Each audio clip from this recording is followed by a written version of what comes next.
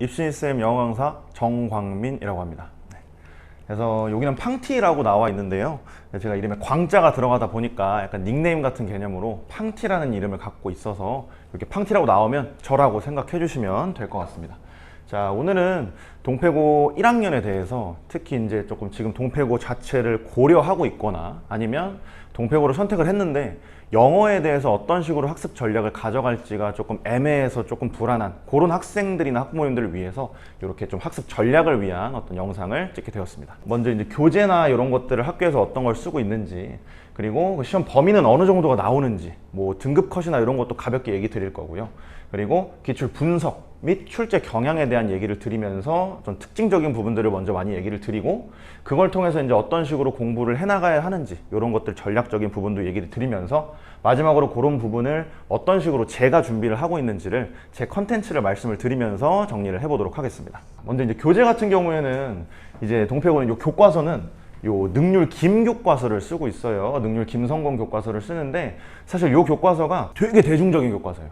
그래서 옆 학교도 쓰고 있고요. 그래서 다른 학교들도 되게 많이 쓰는 자료들이다 보니까 장점이 좀 기출 문제부터 시작해서 자료들이 상당히 많습니다. 그래서 뭔가 준비함에 있어서 자료가 부족해서 뭔가 좀 애매하다라는 느낌은 없을 거예요. 그래서 그런 장점이 있는 저런 교과서를 쓰고 있고요. 다만 저 교과서만 쓰는 게 아니라 부교재로 그 EBS 부교재의 올림포스 독해의 기본이라는 책을 쓰고 있습니다. 그래서 1이 있고 2가 있는데 그 둘 다 씁니다. 네. 그래서 그렇게 진행을 하고, 실제 뒤쪽에서 말씀을 드리겠지만 이 부교재가 조금 어려운 편이에요. 다른 교과서나 이런 것들에 비해서 변별력 확보를 위해서 이런 것들까지 쓰고 있다는 점을 챙겨주시면 될 것 같고, 여기다가 기본적으로 고등학교 1학년 전국연합평가, 즉 모의고사가 들어가고 있습니다.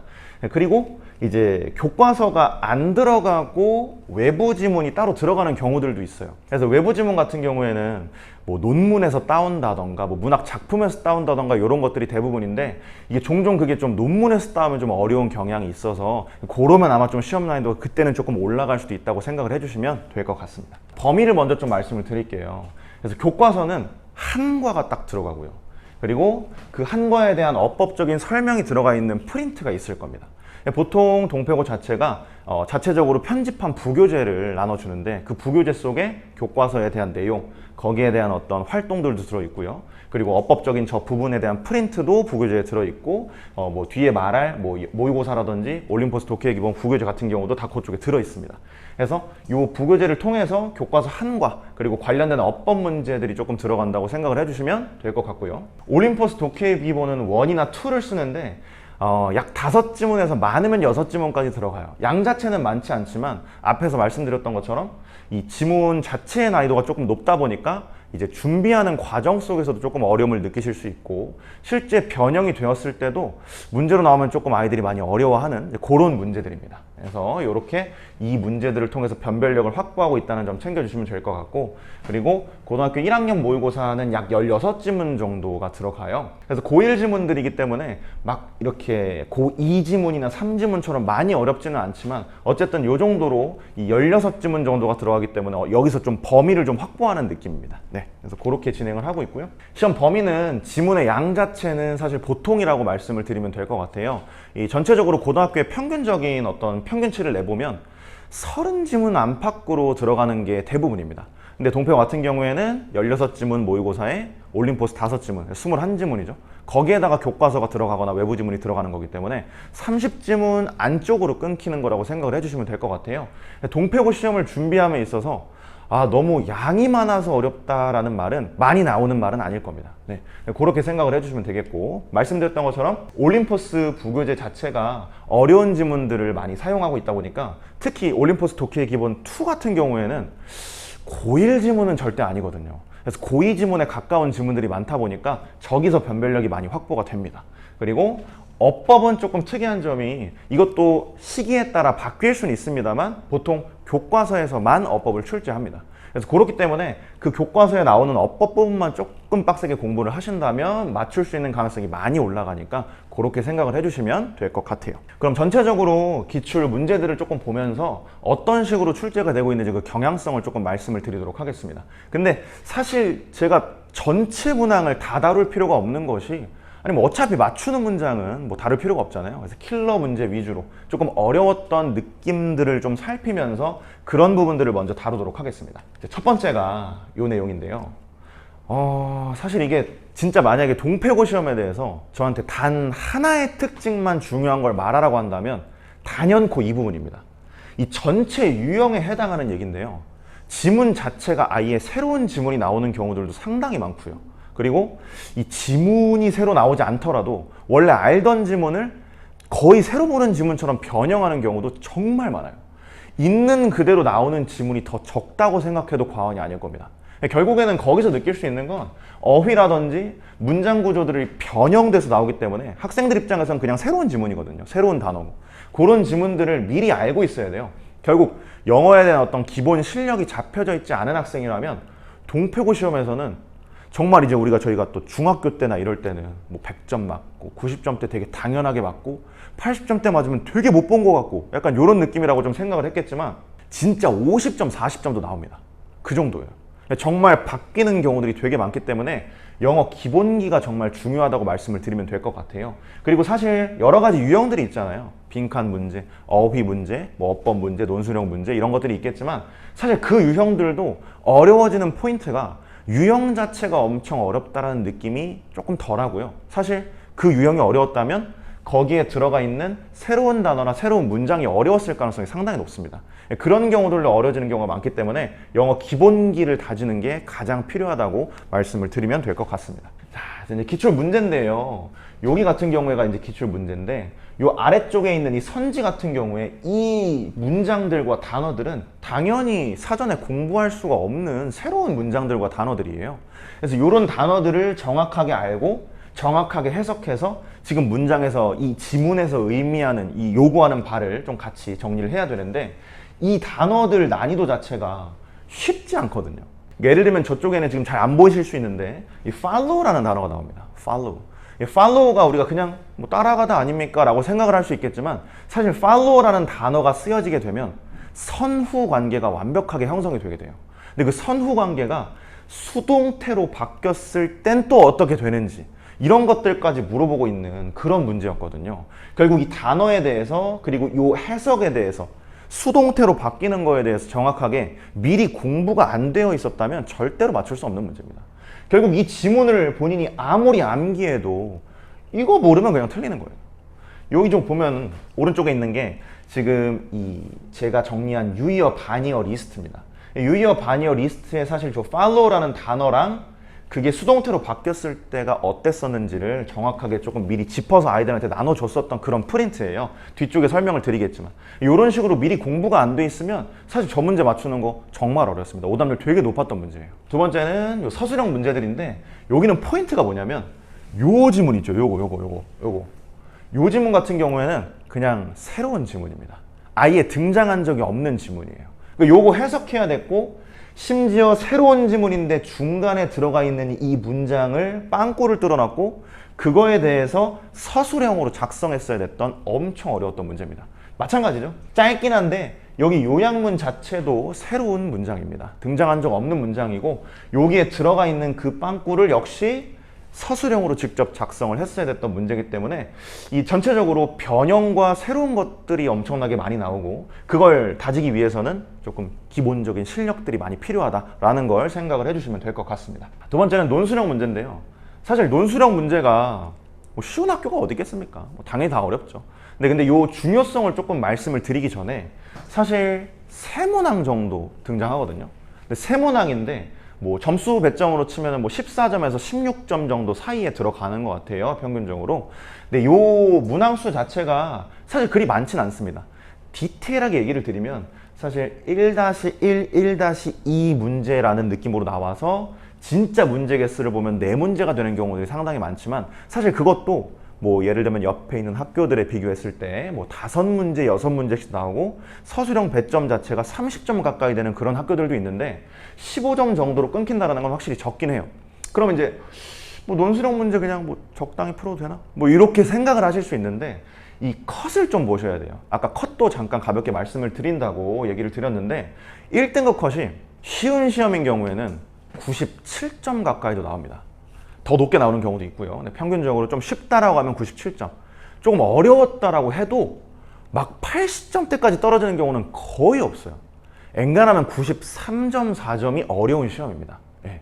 그래서 이제 그런 느낌으로 정리가 되는데, 그 컷이 높다 보니까 결국 위쪽 라인에 학생들이 많이 몰려 있어요. 근데 이 논술형 문제가 문제 수랑 배점 자체는 적을지언정 이 부분 점수를 그렇게 후하게 주지 않습니다. 조금 이제 원하는 그 포인트가 있는데 그걸 틀리게 하면 부분 점수도 안 주고 그냥 틀리게 하는 경우들이 되게 많아요.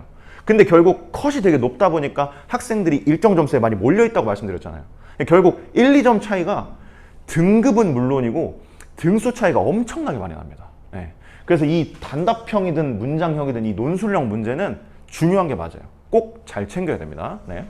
근데 이 논술형 문제도 앞서서 봤던 문제들에서 알 수 있듯이 새로운 지문이라든지 아니면 새로운 문장들이 엄청나게 많이 등장을 해요. 그리고 실제 답을 쓸 때도 그냥 있는 그대로 암기해서 쓸 수 있는 문제들이 아니라 형태라든지 품사를 변형해야 되는 경우가 허다합니다. 방금 이제 앞쪽 거 다시 한번 살펴보시면 이 문제 같은 경우는요, 여기 slowly라고 나와 있는데 slow로 썼어야 됐어요. slowly라는 부사를 slow라는 형용사로 바꿔야만 맞출 수 있는 문제였고, 그거 slowly로 그대로 쓴 학생들은 부분 점수도 안 주고 다 틀렸다고 했습니다. 네. 그리고 여기 different가 나와 있는데 difference로 바꿔서 썼어야 됐기 때문에 역시 품사를 변형했어야 됐고요. 마찬가지로 이 문제도 produce라는 단어가 주어져 있는데 그걸 produced나 ducing도 아니고 product로 바꿨어야 됐어요.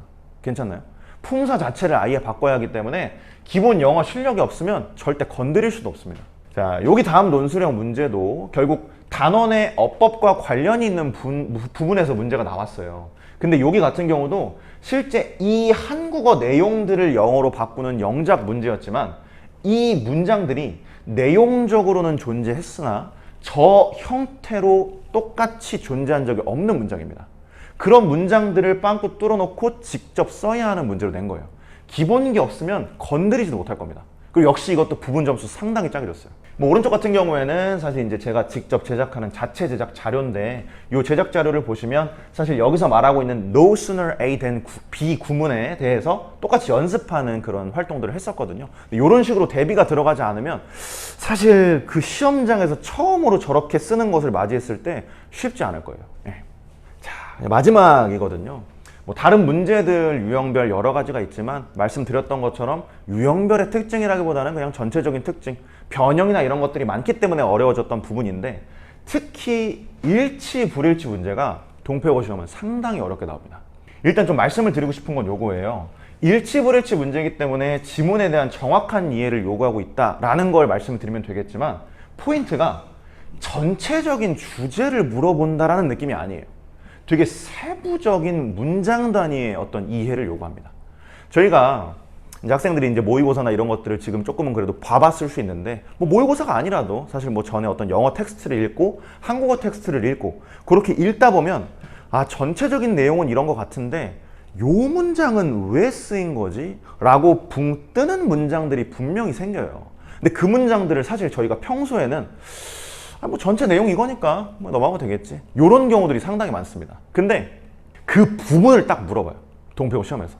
그렇기 때문에 이 문장 단위로 그 한 문장 한 문장이 정확하게 어떤 의미를 갖고 있는지를 파악하고 이해하고 연습하고 가는 게 정말로 중요합니다. 그리고 당연하겠지만요, 일치불일치 문제 한국어 선지로 나오는 경우 와, 정말 거의 없어요. 네, 그냥 없다고 보시면 됩니다. 최근 시험에는 없었습니다. 네. 해서 영어 기본 실력, 역시 영어 선지로 진행이 되어 있기 때문에 영어 기본 실력이 전혀 갖춰져 있지 않다면 절대로 풀 수 없습니다. 역시 이제 요 기출 문제인데요, 밑줄침 부분의 어떤 의미에 대한 일치를 물어보는 문제였어요. 역시 영어 선지로 구성이 되어 있기 때문에 이 부분에 대한 해석이 전혀 되지 않는다면 당연히 풀 수가 없습니다. 네. 다만 이 밑줄침 부분에 대한 의미를 구해야 하잖아요. 결국 여기서도 말씀을 드리고 싶은 게, 이 밑줄친 부분의 의미는요, 이 글의 전체 주제와 정반대되는 내용이었습니다. 결국 밑줄친 부분만 생각한다면 주제가 아니라 주제에 대한 반대되는 말을 써야 된다는 걸 인식해서 그런 느낌의 지문을 선지를 찾았어야 됐습니다. 이렇게 나오기 때문에 선지를 구성하는 것들을 정확하게 이해하는 것도 필요하겠지만 정확하게 물어보는 그 부분에 대한 세부적인 이해가 꼭 선행이 돼야 된다는 점을 보여주는 문제라고 말씀을 드릴 수 있을 것 같아요. 네. 그래서 결국 오른쪽 보시면 사실 여기 똑같은 지문에 대해서 워크북 만들어 놨었던 건데 정확하게 이 부분 똑같이 밑줄 쳐놓고 어떤 의미인지를 수업 때 설명했고 그리고 그런 것들을 시험으로까지 진행을 했었던 자료입니다. 이런 식으로 역시 대비가 들어가지 않으면 이 문제 풀 때 그냥 주제 골라서 틀린 학생들 진짜 많을 거예요. 네, 이런 느낌으로 일치 불일치 문제가 상당히 어렵게 나온다 인지해 주시면 될 것 같습니다. 정리를 조금 해본다면 결국 지문에 대한 변형이 많고 새로운 어휘나 새로운 문장 구조가 등장한다. 새로운 지문이 등장한다. 요걸 포인트로 가져가 주시면 될 것 같아요. 사실 가장 큰 특징이 이겁니다. 결국 이걸로 인해서 영어에 대한 기본 실력이 갖춰져 있지 않다면 당연히 건들 수조차 없는 문제들이 정말 많을 거예요. 요걸 좀 잘 챙겨주시고 두 번째는 뭐 1번하고도 연결이 되는 얘기겠지만 단순히 암기해서 논술형 문제를 푼다던가 다른 문제들도 암기를 이용해서 그것만으로 풀려고 하면 그걸 노리고 내는 문제들도 상당히 많습니다. 부정어를 추가한다던가 부정어를 제거한다던가 이런 걸 통해서 원래 들어갔었던 말이 오히려 오답이 되는 경우들이 상당히 많기 때문에 결국 단순 암기가 아니라 어법적인 구조나 이런 것들을 정확하게 이해하고 적용하는 게 필수라고 말씀을 드릴 수 있을 것 같아요. 네. 정확하게 기본 실력이 있어야 된다는 거죠. 그렇죠? 세 번째는 마지막에 말씀드렸던 것처럼 지문을 정확하게 이해하는 것이 필수적이다. 결국 전체적인 주제에 대한 이해는 당연한 것이고 그 전체적인 주제에 따라 세부적으로 문장 단위, 사실 문장도 아닙니다. 구 단위, 단어 단위로 그 지문에서 지금 현재 의미하고 있는 의미가 뭔지 그것들을 확실하게 챙기는 게 되게 필요하다고 말씀을 드리면 될 것 같아요. 영어 기본 실력, 그리고 당연히 새롭게 나오는 어휘나 구문에 대한 대비, 지문 자체에 대한 세부적인 정확한 이해, 요게 동패고 영어에 있어서 가장 핵심적인 이 학습 전략이라고 말씀을 드릴 수 있을 것 같아요. 네. 그래서 그럼 요 부분들을 제가 이제 내신 대비를 진행을 하면서 어떤 식으로 진행하는지를 가볍게만 한번 말씀을 드리고 마치도록 하겠습니다. 결국 새롭게 나오는 단어들이 중요하다고 말씀을 드렸는데 이 새롭게 나오는 단어들이요. 되게 어려운 단어들인 것이 되게 많잖아요. 그렇죠? 근데 요 단어들을 제가 다 맞출 수는 없어요. 그럼 시험지 유출이야. 네. 그럴 수는 없잖아요. 근데 결국 평소에 영어 공부나 이런 것들을 하면서 단어들을 암기해 놓고 그런 것들이 필수적으로 들어가야 되는 게 맞는데 이게 당장 시험을 시작했을 때 저희가 단어를 추구장창 외우면서 그렇게 할 수 있는 시간이 내신 때 많지 않을 거예요. 내신 진도 나가야 되잖아요. 그렇죠? 그래서 뭐 워드 마스터든 아니면 능률복화든 이런 단어장을 통해서 암기를 하는 게 쉬운 일은 아닐 겁니다. 그렇죠? 그래서 그렇기 때문에 실제 시험 당장 거에 나올 수 있는 유의어, 반의어들을 정리해 놓는 게 정말 중요해요. 근데 요 문제들 같은 경우에 이 실제 기출 가능성이 높은 유의어, 반의어를 정리하는 게 되게 힘든 점이 뭐냐면요. 첫 번째는 단순히 사전이나 이런 데 검색해서 이 단어 유의어 이거네, 반의어 이거네 이런 식으로 정리를 할 수가 없어요. 왜냐하면 이게 유의어고 반의어더라도 실제 지문에서 요구하는 뉘앙스랑 많이 달라지는 경우에는 절대로 문제로 나올 수가 없거든요. 네. 그런 뉘앙스들도 고려를 해야 되며 사실 난이도도 너무 쉬운 건 제가 정리를 해봤자 의미가 없죠. 그리고 너무 어려운 건 나오질 않아요. 그래서 딱 그 정도 아이들이 모를 법한 난이도인데 그렇다고 과한 건 아닌 그런 정도의 단어들을 선별을 해야 되다 보니까 되게 어려운 작업이에요. 그런 것들을 제가 수업 때 열심히 수업 준비를 하면서 녹여서 수업을 하고 있고 실제 마지막에 유의어, 반의어들을 지금까지 시험 기간 동안 정리했던 걸 리스트로 만들어서 드리고 있습니다. 정리를 하게 되면 보통 500개에서 600개 정도 단어가 뽑히는 것 같아요. 유의어, 반의어만. 실제 단어들, 거기에 존재하는 단어 말고요. 네. 그래서 이제 요 정도 단어들을 정리를 하다 보면 이게 또 너무 많은 거 아니야 이럴 수 있는데 시험 기간 내내 배웁니다. 네. 그래서 이런 것들을 정리를 해주면 실제 아까 그 follow 나오셨던 거 그것처럼 마찬가지로 등장하는 단어들이 상당히 많아요. 그렇죠? 이렇게 진행을 하고 있고요. 그리고 워크북을 제작을 하고 있는데 사실 이제 워크북이라는 말을 듣자마자 우리 중등부에서 갓 올라온 학생들이나 또는 지금 사실 뭐 동패고에 재학 중이면서 다른 학원을 다니고 있는 학생들은 조금 치가 떨릴 수 있습니다. 보통 이제 저희 학원 학생들 말고 다른 학원에서 이제 온 그런 친구들하고 얘기를 해보면 이 워크북이라는 얘기를 들으면 보통 노가다 약간 이런 느낌으로 좀 많이 말을 하더라고요. 그래서 실제 그런 워크북들을 보면 뭐 해석 쓰기부터 되게 쉽고 당연한 얘기들을 그냥 써야 되는 그냥 보면 아는 그런 것들에 대한 공부를 하는 경우가 많아요. 물론 그런 공부가 아예 중요하지 않다는 얘기는 아닙니다. 분명히 중요하고 필요한 부분이 있을 거예요. 근데 그걸 너무 과도하게 시간을 투자를 한다는 게 조금 동패고 시험에서 굳이 필요한가? 이런 느낌이 좀 든다는 거죠. 결국 저는 시중 교재를 짜깁기해서 그냥 만드는 그런 교재가 아니라 100% 제가 다 편집해서 만드는 그런 교재를 쓰고 있어요. 워크북을 만들고 있습니다. 실제 수업 내용에 대해서 복습을 하는 워크북이라고 생각을 해주시면 될 것 같아요. 아까 말씀드린 것처럼 결국 어떤 부분을 밑줄 쳐놓고 이게 무슨 의미인지를 제가 정리를 해주고 그걸 실제로 워크북에 만들어놨다고 생각을 해주시면 될 것 같아요. 네, 그런 느낌으로 지문에 대한 정확한 이해나 유의어, 반의어, 중요한 어법 포인트들을 챙길 수 있는 이런 워크북을 제작해서 실시를 하고 있습니다. 그리고 마지막으로 이제 팡티 모의고사. 제가 직접 문제를 제작합니다. 사실 이제 문제 같은 경우에도 시중에 나와 있는 문제들이 많이 있잖아요.